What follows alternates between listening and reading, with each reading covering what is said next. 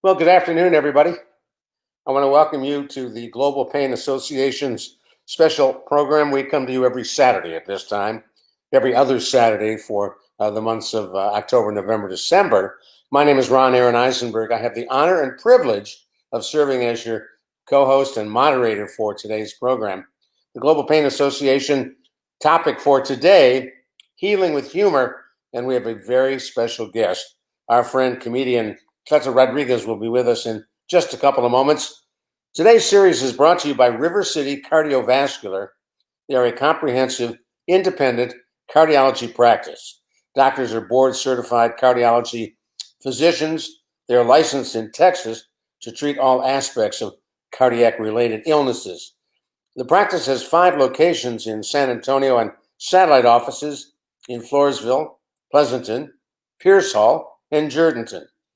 You'll learn more at www.rccvsa.com. And now it is a pleasure to welcome to our Global Pain Association microphones Susan Blackwood. Susan serves as the founder and executive director of the Global Pain Association and president of the Global Pain Association. Susan, good to see you. Thanks for coming on. Ron, I'm just so pleased to be here. And Cleto is one of my favorite comedians ever. And we all need a little humor in our life. But the Global Pain Association has now been reaching over 45,000 people. And it's just getting bigger and bigger every week that we are able to go live. So hopefully people will share today's segment, as well as the other ones that are on Facebook Live, on our Facebook page and on our website, and help others that we want to be a resource for to join us.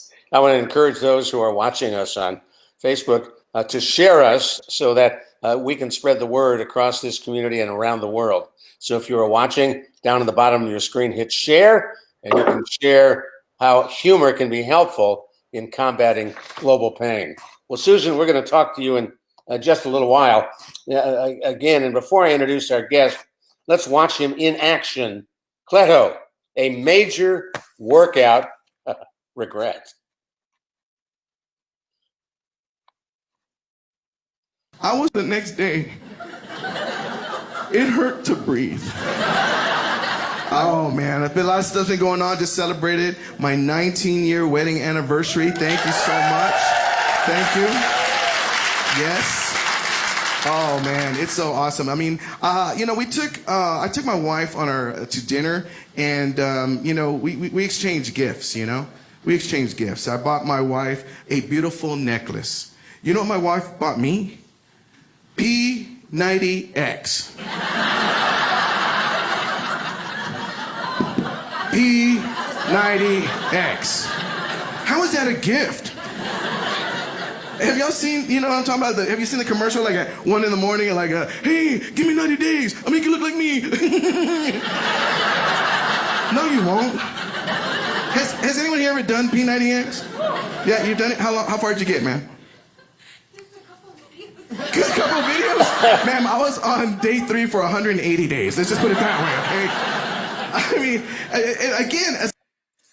Well, that's Cleto Rodriguez, just a sampling, and we'll have another sample. But Cleto live with us in just a moment. He's a comedian, star of the Where's Cleto segments on News 4 WAI TV and on KABB TV, Fox San Antonio. Cleto has performed for audiences all over the United States, and he'll be performing for us in an automobile driving somewhere in Texas. You can currently catch him as the star of Amazon Prime's Devil, Get the Heck Out of Here. That's right. He's on Amazon. Please watch it.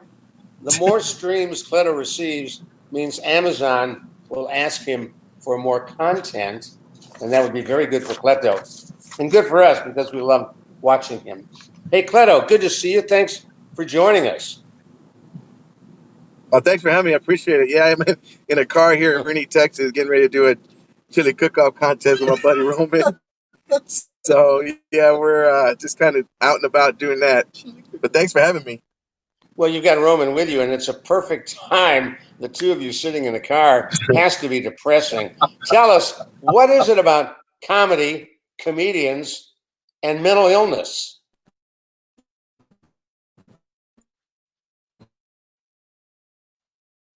And pretty he's much frozen. hide Oh, there he is. behind they kind of hide behind their fears, through doing stand up, and they mask everyone pretty much. As everyone out there knows that they, have a whatever issue they're going through, usually masking with certain things. It could be alcohol, food, it could be. Well, we're having a problem with his audio, and while we try to get Cleto back on, I want to let you know that today is World Mental Health Day.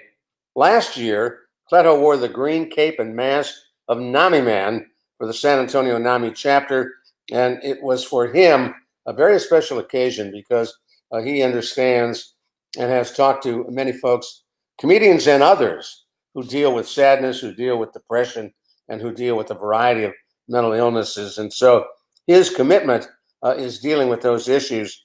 Now, before we bring him back on, why don't we check out another clip of Cleto in action? Here's what happens when you lose your wedding ring. And we'll see if we can get Cleto up in action. We have Susan Blackwood in action, president of the Global Pain Association. Susan, while we try to bring Cleto back up, are you listening to me now? Yes, of course. I always listen to you. Oh, well, thank you. Every Saturday. Thank you very much. I appreciate that. Talk to us a little bit, because you've spent a lot of years working with very high-performing athletes who have struggled with mental illness as well. And it looks like we've got Cleto back now, so why don't we pick up Susan later? And Cleto, I want to bring you back on. Thank you. Thank you, Susan. Sorry, Susan. Dr. real quick. Yeah, so it's just kind of, basically for a lot of comedians, it's just, we pretty much go on stage. We look for that laugh. We look for that approval. We look for all that. And a lot of comedians that I know usually perform despite some kind of, either trauma growing up or, some kind of thing they're going through, and they just kind of hide behind their the laughs. That's pretty much what they're doing. And for us, it's kind of it's our medication basically is leading that approval from the applause. Now, how did it feel for you getting an Amazon Prime? Are you there? Yes, I'm here. Are you there? Obviously, they're not impressed. Cleto, Did you? Okay, good. All right. Okay.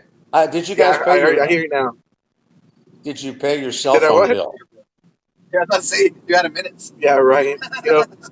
Pull over right here till we just finish this interview here. So see if you can add on. Yeah, add a couple minutes onto your. Yeah, here we all go. Right. Here we got it. For those of you who are watching, you get a chance to see what live TV is like. Pretty much, yeah. So that's that. For myself, you have like so many different comedians out there that that I know comedians that perform and afterwards are like some they'll go to the drink, they'll medicate themselves with alcohol and so on, and everybody is just they got their different vice, whatever it may be. And for myself, it's just always been just finding that approval through folks being on stage and just getting that laugh. So that's what it's always been like for me. And when you got the news that you had an Amazon Prime special that had been put on their international web service, what was that feeling like for you? It was so, I didn't know what to do. I didn't know how to react because it was a moment I've been waiting for the longest time. And I felt kind of like, Richie Valens when he heard his song in the radio for the first time. And, it's just kind of overwhelming. I told my wife about it. We kind of like, it was a sense of like, man, I've made it to the point where I wanted to be. And for a comedian right now, it's like everything is either social media or like back then it used to be you get on the Apollo or you get on the Improv at night at the Improv, or you would get a Comedy Central special. Now it's at Netflix, now it's Hulu, now it's Amazon. I mean, you get on that, you're pretty much saying something about your comedy and saying something about yourself. So yeah, it was overwhelming. I'm still on cloud nine. And I really need everybody to go ahead and watch it, and not only watch it but review it and share it, and that would help me out a lot. Right now, I got like 14 views, so I really need to step this up. And all folks have to do is go to Amazon Prime and they can just search your name, Cleto Rodriguez, and it'll pop up. Search my name, Cleto Rodriguez, and Devil Get the Heck Out of Here is the special, and then enjoy it pretty much. How do you come up with material for your act, and does that cause you a lot of stress? I just hang out with my family, and I just let them talk. And that is how I write my material. I just write whatever they say because it's comedy gold. It really is. People always ask me, Cleto, you never get into political humor. I said, because my family never stops talking. And that's just how it is. I mean, I don't stress out about stand-up about writing, although it takes a while before you get the joke to be polished. And for myself, being able to polish it and knowing that, at the end of the day, you have someone that said, man, that joke just had me crying, or it had me belly aching, or whatever it is. It's just kind of the biggest compliment for yourself. Now, are people funny by nature Cleto. to make it in your business? There's some people that are very funny by nature. I mean, there's some that are naturals. My good friend Roman Garcia right here is a natural. We have some that there are people that are comedians that they have what we call laughing ears. Like they're the only ones that hear the laughter. So we just gotta work with them as much as we can. And again, I've always tried to help younger comics that are, if you're hungry for it, if you're hungry and you have a passion for stand up, I would definitely, take my time to go help them out. So now I know Susan Blackwood has joined us, president of the Hey, Global Cleto, Pain this is Association. Susan's got a question. go ahead, Susan. Yeah. Speaking of your family, which you said just a few minutes ago, we know you had some real health issues with your father, and you were one of the caregivers. Could you tell us about what you were going through and how you used humor as a caregiver? Yeah, well, help your dad? I never really understood what my dad was going through until I accepted or I should say, started educating myself with the NAMI group, which is the National Alliance for Mental Illness, and educating yourself about what folks are going through on a daily basis makes you kind of understand that, here you are, you got a family member that's going through, diagnosed with bipolarism, schizophrenic, PTSD, and anxiety. So, I mean, that's a pretty, just one of those is a big load. But to have all four of them, I can't imagine somebody on a daily basis going through that. And not only that, but the person being real machismo to where he doesn't want to take medicine and doesn't, wants to fight it all on by himself.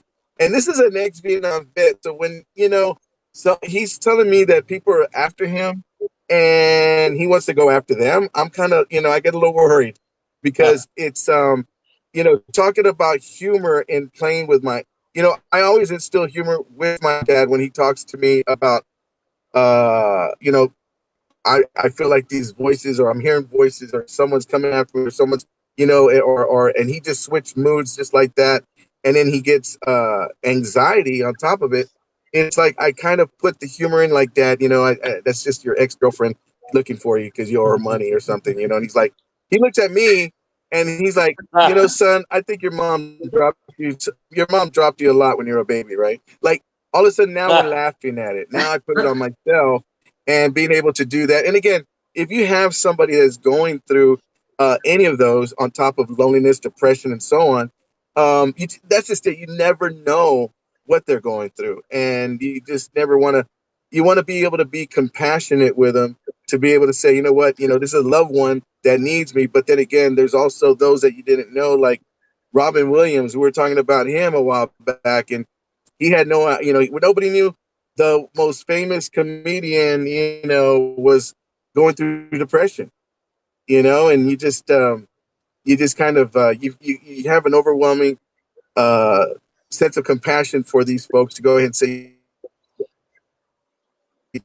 if you could be a helping hand by just listening for one, or, making sure they don't feel ashamed to get help, and get it now, because that's the big difference, is getting the help. Jonathan Winters was another nationally known comedian who struggled with depression and was very open about it. It's funny. A lot of comedians and a lot of entertainers in general that have pretty much everything are depressed. I mean, and it stemmed from, their a core being in either their childhood or, something as they were growing up, some kind of traumatic experience. And for myself, it's kind of like, I always told my wife, yeah, and I would be able to handle something like that, but that's just me not realizing I'm not in their shoes. You know what I mean? I'm not in their shoes to where I don't deal with it every day. I don't go through that every day. But I did have my very first anxiety attack, and let me tell you something. I wouldn't wish that on anybody. That was the worst feeling I ever had in my life. What happened? I remember I was kind of binge watching this show on Netflix, and it was like I remember like 5 o'clock in the morning when and I could not breathe. I felt like, something, like my mind just kicked something off. Something just triggered that this was not, like, it's so early in the morning. Do I stay awake? I felt like I could not sleep. I could not breathe. I felt like I was gonna die, honestly. And I was like, I think I prayed so much. And on top of that, because it really freaked me out. And, I think when I went to the doctor, like the next day, told him what happened. He goes, yeah, you had an anxiety attack. And that was I now understand what some of my family members are going through. Hey, Talk a- Cleto, the Global Well- Pain Association is run all by volunteers, a volunteer board, advisory council, and one of our board members, Tina Peterson, just absolutely loves you. You're your favorite comedian, and she really appreciated what you said about helping caregivers use humor to help the people that they're taking care of. So I wanted you to know that you've got a big following out there. You've made a big impact in this community. I'm one that got up every morning to look to see where Cleto was. So we want to continue to use humor and be light, but we have real serious topics when it comes to chronic pain. And so I don't know if you have any other suggestions on how we can keep this light and Yeah, just humor. kind of make if you can come up with something that's gonna, like, I cannot handle serious situations like funerals or anything like that, to where I have to make a joke, and my wife gets frustrated with me but she didn't realize that's how I cope with it. I make a joke about it, not like a distasteful one. It's just something that, that comes to mind, that, well, like, okay, whether it be what that lady is wearing or something like that, it takes my mind off what my true emotions truly are. And for some reason, um, when we want to bring humor to a situation, you got to realize it's almost like, for a comedian, you got to know your crowd, and you got to know when to say it. Kind of like Kenny Rogers, you got to know when to hold them and you got to know when to fold them. There's a time and a place, my wife tells me all the time. And when she realized that this is the way I cope with, funerals, like especially my grandmother's and my mom's funeral. My mom's funeral, you would have thought it was a night at the Apollo. My mom's funeral, they asked me to MC the rosary. I had people come up to me, and I said my mom was my biggest fan. And if there was any way my mom was going to go out, she wanted to go out with laughter. And that's what she did. And I had more people come up to me that were paying their condolences, saying, had I known you would have been this funny, I would have brought more friends.